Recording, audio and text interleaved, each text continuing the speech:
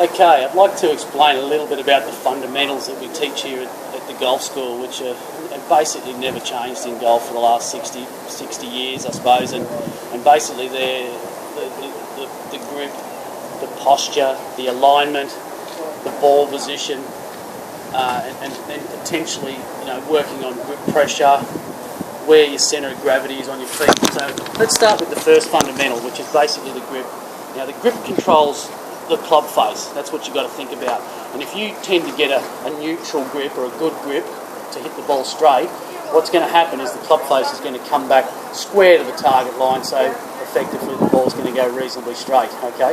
If you get anything other than neutral, say you have a strong right hand or a weak left hand, then that club face is going to come back at all sorts of strange angles, and therefore you're going to make some sort of compensating measure with either where you aim or where the path of your club needs to go to make the ball go straight. So let's talk about a neutral grip. A neutral grip is very much to do with trying to mimic the position that the hands naturally hang at. And if you notice, when your hands fall off your body with no tension, they actually hang across at a 45-degree angle to each other. Okay? So what we're trying to do is mimic that. And if you bring the hands across, holding that 45-degree angle and then shut them, that's pretty much a neutral position. Okay? Therefore, your palms wouldn't be facing each other, they'd still be crossing at that 45 angle. Now, if I put the top hand on, me being a right-hander, which is my left hand, what you're going to see is, if I hold that 45-degree angle, this V here will be pointing towards my right shoulder. You'll also notice that the grip is down in my fingers, not across my palms, down in my fingers, and that V there is pointing to my right shoulder. You'll also notice that I tuck that thumb up nice and tight, so you can see the predominant V in that situation. There's never a gap in between there. Tuck it up there. Held the 45-degree angle. Flushed with the end of the grip with the end of my palm as well. Now if I bring my right hand in, holding that 45-degree angle, and I close that, then that V of this hand will point straight up towards my chin. Okay? So effectively now my hands are on the club exactly how they hang. So if they start there in that neutral position, is where they hang, they'll want to finish there for sure at impact, because that's where they naturally fall, therefore not conflicting that club face, bringing it back as square as what you started it. So in that neutral position, face is square, hands are neutral, club face will come back exactly where it started, okay, without any tension or manipulation with your ability. Alright, the second fundamental I want to get into today also is trying to get your posture correct. Now your posture is basically where your angle of your spine is compared to the angle of your quads for your height, okay? So, and when you get this posture correct, you'll basically be getting into a position where ideally, and some people cannot do this, that you can get the back of your head in line with your tailbone, okay? That's the perfect posture for golf, and that's going to give you the room to get your shoulders to turn reasonably level into the backswing, so that you can actually turn behind the shot.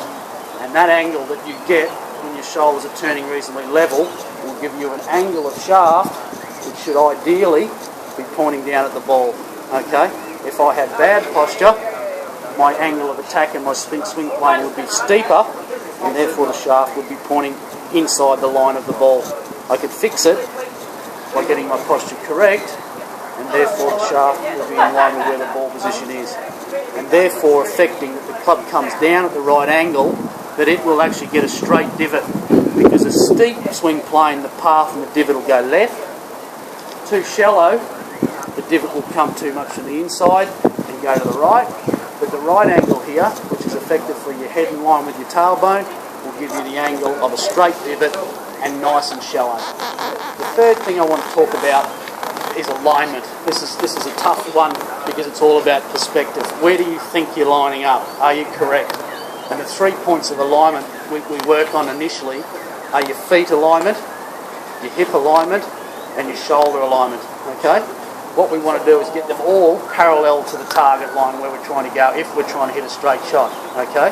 Now, typically a common fault is that people tend to get what we call shut with their feet pointing right, and then I call it the corkscrew position. They tend to, as they go up in their body, point their shoulders to the left too much. So their feet are actually pointing right at the target, and then the shoulders are open to the left, almost like a what you try and do is get them all square. When you're getting square positions with your shoulder alignment especially, you'll be able to look across the point of that left shoulder with your left eye, or your front eye, okay, the right-hander. And that will have your hips fairly square, and ideally you can use something on the ground to get your feet square as well. As I say, this is the common combo. That move there, where I call the cricketer stance, where my shoulders are actually pointing left to target. It's very easy in golf to feel like you're square and you're looking at it at the target line like that, but when you are looking with both eyes sort of level, your shoulders always want to point left. So, as I say, hitch it around so your left eye is actually looking over the top of that shoulder. And then you'll see that my forearms then are also in line with the target across here. Okay? And that should be something to look at a bit easier to confirm your shoulders. The second one, or third actually fundamental that we're going to get through as well, is working on the ball position and its relationship to the alignment.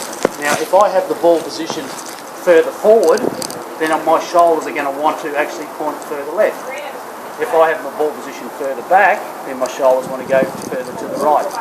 So getting the right ball position for the particular club you've got, driver actually more towards the inside of your left heel, and then right through to the short irons being in the middle of your stance, will help you get your shoulders level.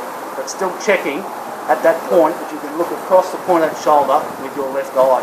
Okay? From there, we start to work on centre of gravity. And what we do here is we try and get ourselves to feel like we're sitting on the balls of our feet, or even toes nearly. So the heels really don't take any weight distribution during the shot. Okay? And we also feel like the weight's on our quads or our thighs. So we're bending from the knees to a point where what we describe as very athletic, balls of your feet and on your thighs. From there, your body's going to be wanting to actually get involved in the swing. And when it does so, it'll stay on balance a lot better than, say, if you have straight legs and your weight is on your heels, and when you move your body, you'll tend to fall over all the time. Okay? So that's the point of balance in that situation. From there, we start to get to work on the golf swing, which we'll do in our next little episode. That's it.